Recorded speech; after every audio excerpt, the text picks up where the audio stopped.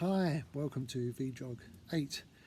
Just been up to Derbyshire for a very busy weekend of racing in the National Masters Championships in the M55 age group, 1500 metres on Saturday and then a steeplechase on the Sunday. So let's roll, see what happened. Up at 5 o'clock in the morning on Saturday 27th of July, and mainly because the race 1500 metres is very early, something like 20 past 10. And I like a big margin for the journey, about 2.5 hours, 5 to 3.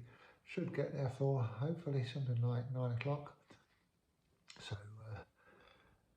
usual breakfast. Don't want to change any routine. Nice pod coffee. Good to go in 20 minutes. So here we go with the 1500 metres on the Saturday. Off and running, bit of a delayed start, which I'll talk about after this race, but we could tell the first three there, who were pretty much on paper the favourites for the medals, set off at a cracking opening pace. So immediately I've decided I just need to settle in here, aim for a season's best, as we all do. That's my friend John just overtaking me, deciding the pace isn't hot enough for him, so he's going to chase after the leaders. John and I have had a lot of rivalry over the years. John used to be my training partner down at Enfield and Haringey, and I would say 90% of the races we've ever had, John's come out on top. So following the usual narrative, there's the three leaders pulling away already, John chasing after, and then I'm in 5th place with Barry Blackwell for company in 6th. Now this opening lap, I didn't know whether it was the lack of warm up or the fact that we'd warmed down a little bit before the gun went. Felt very fast, so I was really pleased when they did call out a 76 split for the first 400, because it certainly felt like it. But settled in. The next lap I've taken out of the video, that was an 80, and then this is the 3rd lap where Barry starts to put in a bit of a surge, knocking me back into 6th place now. And I'd have been quite happy to let him go. I'm just grinding it out now, trying to get a season's best, better my 4:51 from the indoors. So we go through the bell there, 3:38. In my head I'm thinking, oh, if I can just rustle something turbocharged up a 73 or something, then maybe equaling the 4:51 is on the cards. And to help me, just about now, down the back straight there, Barry begins to come back to me, and we therefore have one of the very rare occurrences for me in the 1500 metres where I actually managed to catch somebody and go past somebody, and normally I'm hanging off the back. So here we are, just grazing as much as I've got left for the last 200. I'm flat out now, there's nothing left in the tank. This is committed, this is eyeballs. This is as hard as it gets. Not leaving it on the track, as they say. Now definitely super shoes help here. I think in the 80s and 90s, or I wasn't even racing in the 80s, but in the 90s, I'd have been rocking back on the hills now, the form would have gone, but the carbon plate definitely keeps you on your toes, and you can keep some sort of semblance of a strong finish as long as you grind it out. Looking at the clock, I can see it's not going to be a season's best, but 4:54, I'll take that. And happy days. There's Mark Sims, the winner, 4:17. Amazing time for an M55. And there's Barry just coming behind me. So, an enjoyable start. So as we're up in Derbyshire for the weekend, because we're staying over for the steeplechase the next day, we decided to find a National Trust property because we got our membership cards. And just up the road was Kendleston Hall, which if you're up that way, is well worth a visit. Acres and acres of grounds, which we didn't walk round because I wanted to conserve energy, of course.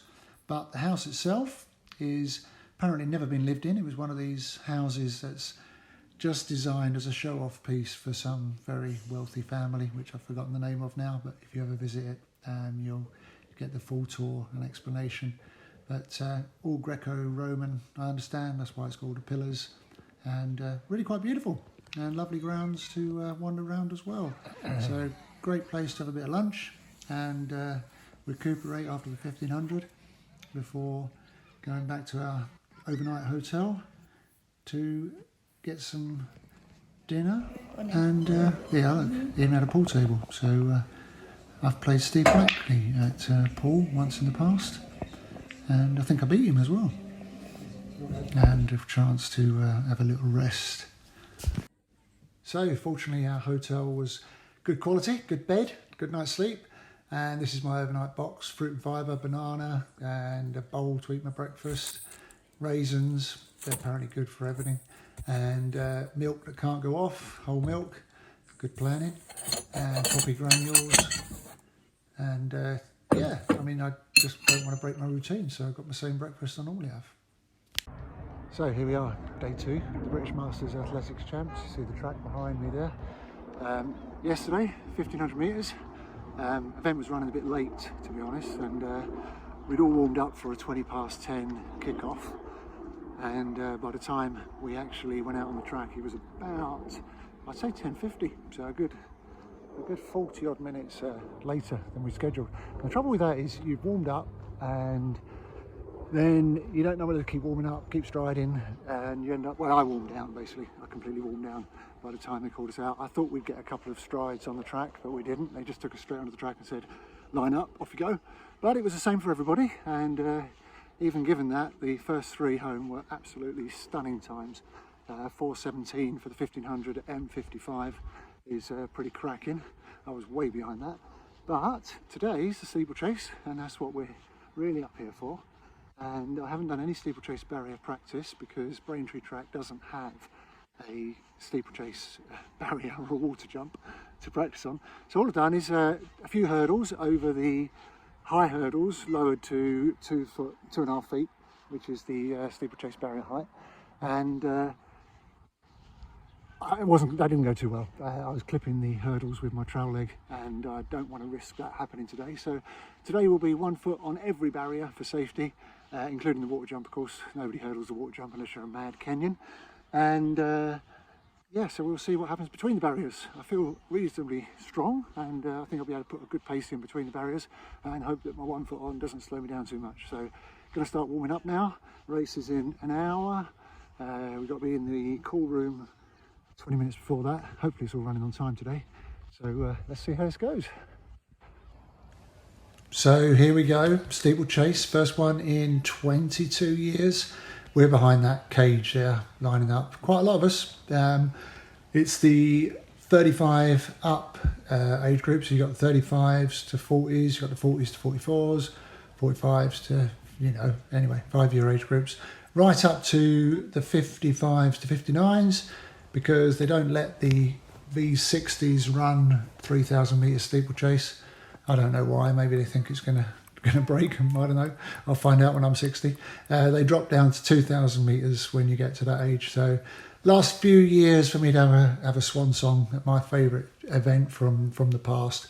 So first, inside water jump. So we don't do the water on the first lap, and we don't hit any hurdles till we just go through the bell over there. I actually prefer inside water jumps. There we go, that's the leaders, showing you how it's done. Well, some of them. That was, yeah, some better than others. And I'm coming up to the water jump here, no practice.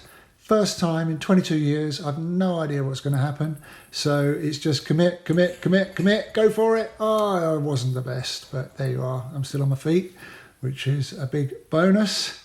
Now, I know at this stage, after 1 and a bit laps, I'm actually the leading M55.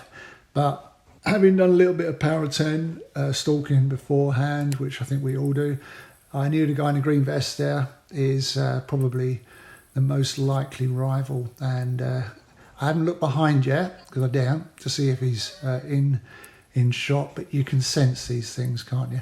So I've only left the steeplechase barrier in the video, just to show you how close the guy behind is.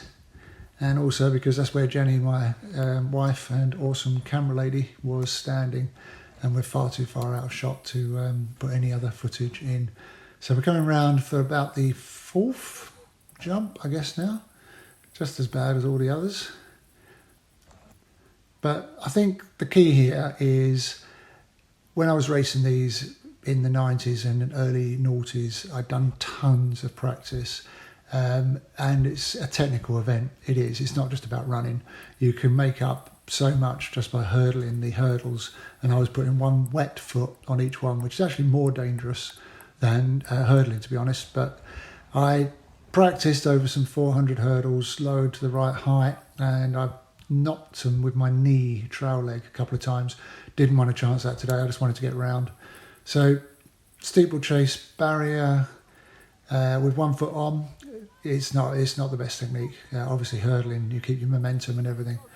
Now, if we look at this, this is the last lap. There you go, just been passed.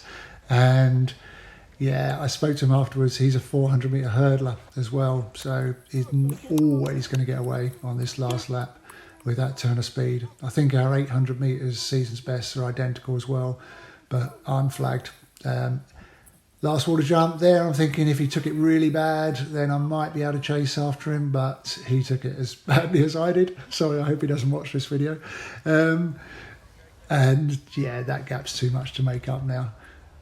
But going for it, holding the pace, thinking clear this last one, don't fall over. Yes, no more hurdles to clear. So all we got to do is run in to the finish. First one in 22 years. And finish in silver medal position, which is one happy chappy. Can't argue with that at all. Now, next year I'm thinking I'll be deep into Dragon's Back mileage by then, and maybe the strength from that will make this podium finish that we look at here in second place a little higher. Who knows? Certainly will practice for next year. And that's got to be worth 3 or 4 seconds a lap. Yeah, but well done, Daryl. Well deserved. Congrats. Couple of stills. Look at that. Oh, and that. What a big splash. But it doesn't matter, does it? If you finish on the podium and you get one of those. Goodbye for now.